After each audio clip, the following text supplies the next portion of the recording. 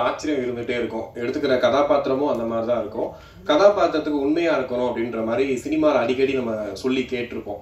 உண்மையா இருக்கணும், அந்த கதாபாத்திரத்துக்கு நெருக்கமா இருக்கணும் அப்படின்ற மாதிரி. விருமாண்டின்னு ஒரு படம் பார்த்துருப்பீங்க. அதுல வந்து நியூஸ் ரிப்போர்ட்டரா ஒரு கேரக்டர்ல வந்திருப்பாங்க. அவங்க கமல் சாருக்கு ஆப்போசிட்ல உட்காந்துருக்கும் போது அந்த சீன் எவ்வளவு இம்பார்ட்டன்ட், அந்த படத்துல இந்த சீன் எவ்வளவு இம்பார்ட்டன்ட் எல்லாருமே தெரியும். மொத்த சீனையும் அவங்க ஃபேஸ் எக்ஸ்பிரஷன்ல வந்து அவ்வளோ சூப்பரா கொண்டு வந்திருப்பாங்க. நிறைய எக்ஸாம்பிள் இருக்கு, பட் இருந்தாலும் எனக்கு ரொம்ப பிடிச்சது அந்த ஒரு பர்டிகுலர் சீனா இருந்துச்சு. இதை தாண்டி இன்னைக்கு 50 ஆண்டுகளை கடந்து ஒரு சிறந்த நடிகையா இருக்கிறது வந்து ஒரு சாதாரண விஷயம் கிடையாது. அதுவும் தாண்டி இப்போ இந்த படத்துலயும் பாத்தீங்க அப்படின்னா ஒரு சீன் இருக்கு, நான் படம் பார்த்துட்டேன். அதுல வந்து சிரிச்சுக்கிட்டே அழுவாங்க. அந்த அழுகையில அவ்வளோ கோபம் இருக்கும், அவ்வளோ ஒரு பயங்கரமான ஏமாற்றம் இருக்கும், ஒரு துரோகம் இருக்கும். அது அப்படியே சிங்கிள் ஷாட்ல பண்ணதாலாம் சொன்னாங்க. ரொம்ப சூப்பரா பண்ணிருக்காங்க. சோ ஆக்ட்ரஸ் ரோஹிணி அவர்களை பேச அழைக்கிறோம்.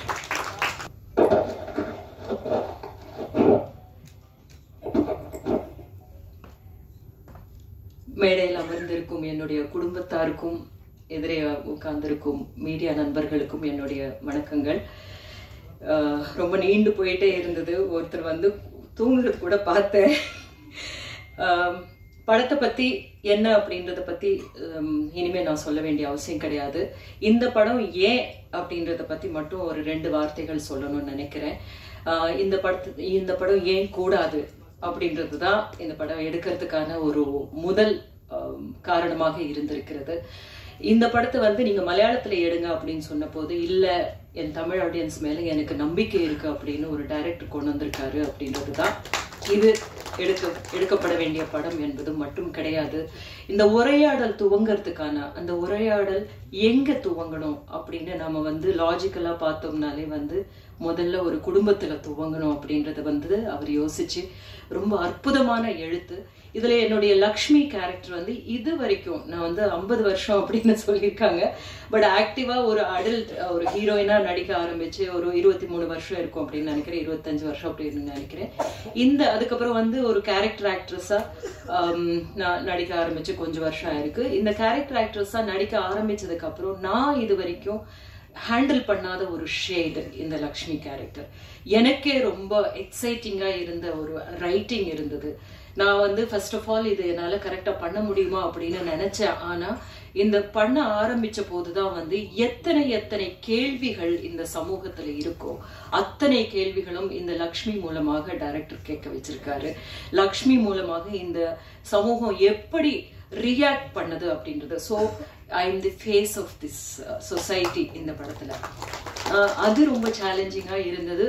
அதோட சேர்ந்து ஒரு அம்மா அப்படின்ற ரொம்ப அன்பான ஒரு அம்மாவுடைய ஒரு பரிதவிப்பு, அந்த பரிதவிப்பு எனக்கு வந்து ரொம்ப ரொம்ப புதுசான ஒரு இதுவா இருந்தது. நான் நிறைய அம்மா பண்ணியிருக்கேன், இல்ல ஒரு விட்னஸ்ல ஒரு அம்மா பண்ணியிருக்கேன், தண்டட்டில பண்ணியிருக்கேன், இல்ல நிறைய 3ல அம்மா பண்ணியிருக்கேன். ஒவ்வொரு அம்மாவுமே வந்து டிஃப்ரெண்டான அம்மா. ஆனா அம்மா அப்படின்றது மட்டும்தான், அததான் கேட்பேன் நான். டைரக்டர்ஸ் என்கிட்ட வந்துட்டு சொல்லுவாங்க, நீங்க வந்து ஹீரோவுக்கு அம்மா அப்படின்னு. சரிங்க, அது ஒரு கதாபாத்திரமே கிடையாது. அந்த ஹீரோவுக்கு அம்மா யாரு? கோபமானவங்களா, இல்ல கஷ்டப்பட்டு வந்தவங்களா, இல்ல அவங்க ரொம்ப கர்வமா பேசுறவங்களா, இல்ல அவங்களால இந்த கதையில ஏதாவது நடக்கணுங்க அப்பதான் வந்து அப்படின்னு சொல்லி டைரக்டர் கிட்ட சொல்லுவேன் நானு.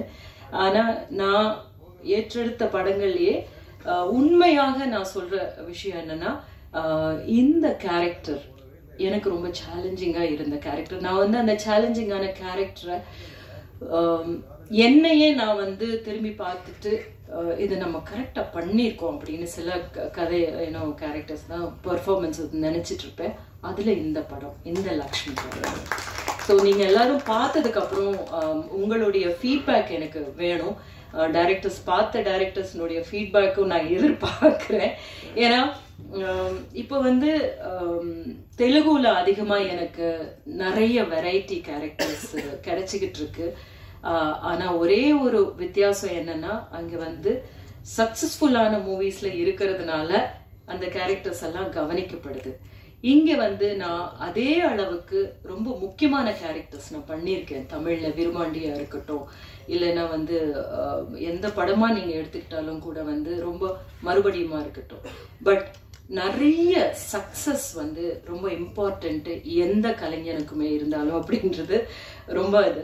பட் அதே நேரத்துல வந்து தமிழ்ல என்னை பொறுத்த வரைக்கும் எனக்கு ரொம்ப முக்கியமான ஒரு கேரக்டரா இருந்தால், வித்தியாசமான கதையாக இருந்தால் தைரியமாக என்கிட்ட வந்து கேட்கலாம் அப்படின்னு நினைக்கிற ஒரு நம்பிக்கை வந்து இயக்குனர்கள், ஃபில்ம் மேக்கர்ஸ்க்கு அமைஞ்சிருக்கு அப்படின்றது தான் வந்து நான் ரொம்ப மதிக்கிற ஒரு விஷயமா இருக்கு. ஸோ அந்த விதத்துல வந்து இந்த லக்ஷ்மி என்கிட்ட ஒப்படைச்சதுக்கு ஜேபிக்கு என்னுடைய நன்றி. இந்த லக்ஷ்மி ஆக்சுவலா வந்து இது எங்களுடைய கதை, மோர் தென் எனிபடிஸ் ஸ்டோரி. வந்து இந்த அம்மா பொண்ணுனுடைய ஒரு டிராமா. இந்த படம் எல்லாம் என்ன பேசுது, இந்த அரசியல் எல்லாமே ரொம்ப இம்பார்ட்டன்டான ஒரு விஷயம்தான். அதை மீறி வந்து இதுல இருக்கிற டிராமா இருக்கு இல்லையா, அதுதான் வந்து உங்களை ஒரு சினிமாவா, also it is a good movie, உங்களை என்கேஜ் பண்ற மூவியா இருக்கிறது தான் வந்து நல்ல சினிமா அப்படின்னு நம்ம சொல்றோம். ஸ்டார் காஸ்டோ இல்ல கண்டென்ட்டோ அது எல்லாத்தையும் மீறி அந்த விதத்துல வந்து காதல் என்பது பொது உடைமை, உங்களை என்கேஜ் பண்ணும். ஜேபி வந்து எப்பவுமே சொல்லுவாரு, அதை சொல்லுவாரு அப்படின்னு பார்த்தேன், ஆனா இந்த இடத்துல சொல்லல. அதை நான் இரவல் வாங்கி சொல்றேன். அவர் வந்து ஒரு ஸ்கிரிப்ட 100 பேஜ் அதுக்கு மேல எழுதியிருக்காரு. ஆனா நீங்க எழுத போகிற அந்த 4 வரி தான் ரொம்ப இம்பார்ட்டன்ட் இந்த படத்துக்கு அப்படின்றது. எதுவா கூட இருக்கலாம், உங்களுக்கு என்ன தோணுதோ நீங்க எழுதி இதை கொண்டு போய் சேர்க்கணும். ஏன்னா இந்த மாதிரியான படங்கள் நம்ம தமிழ்ல எடுக்கிறதுக்கு தைரியம் இல்லை அப்படின்னு, இல்லைன்னா வந்து நீங்க இங்க எடுக்க வேணாம், இங்க எடுப்படாது அப்படின்னு சொல்றவங்களுக்கு நம்ம வந்து இங்கேயும் நம்ம வந்து மலையாள படங்கள் மாதிரி நல்ல படங்கள் எடுக்க முடியும். ஏன்னா அதை ஆதரிக்கிறதுக்கு நம்ம ஆடியன்ஸ் ரெடியா இருப்பாங்க அப்படின்றத நாம செய்து காமிக்கணும்னு நினைக்கிறேன். அப்போதான் வந்து தயானஞ்சயன் சார் மாதிரியான ஒரு தைரியமா இந்த படத்தை கொண்டு போய் சேர்க்கறதுக்காக எவ்வளவு உழைச்சிட்டு இருக்காரு. பஸ் உருவாக்கணும் மேடம், பஸ் உருவாக்கணும் மேடம் அப்படின்னு சொல்லுவாரு. அதுக்காக வந்து ஒரு அவ்வளோ அவர் வந்து அதுல எஃபர்ட் போட்டுட்டு இருக்காரு அப்படின்றது அதுக்கான ஒரு அர்த்தம் உள்ளதாக ஆகும். எல்லாத்துக்கும் மேல வந்து பேசா பொருளை பேசுறது தான் வந்து ஒரு கலையினுடைய வேலையே. பேசிக்கிட்டே இருக்கிற விஷயத்த என்டர்டெயின் பண்ணிட்டு இருக்கோம், அது வந்து ஒரு சாரார் தேவை இருக்கு. அது இல்லாம வந்து நம்ம வந்து பண்ண முடியாது. அட் த சேம் டைம் நம்ம பேச வேண்டியவை பேசியே ஆகணும் அப்படின்றதுதான் கலைக்கான மிகப்பெரிய ஒரு பொறுப்பும் ஒரு அழகும் கூட. அந்த ஒரு அழகு இந்த படத்தின் மூலமாக நாங்க செய்திருக்கிறோம். எல்லாம் உங்க கையில இருக்கு. நன்றி, தேங்க்யூ. நன்றி மேம். உங்களோட நேரத்தை ஒதுக்கி படத்தை பார்த்துட்டு ரிவ்யூஸ் பண்ண சிறப்பு விருந்தினர் அனைவருக்கும் பெரிய நன்றி. இப்போ படக்குழு கிட்ட உங்களுடைய கேள்விகளை முன்வைக்கலாம், படம் சம்பந்தமான கேள்விகளை முன்வைக்கலாம். ரொம்ப நன்றி சார் அதுக்கு.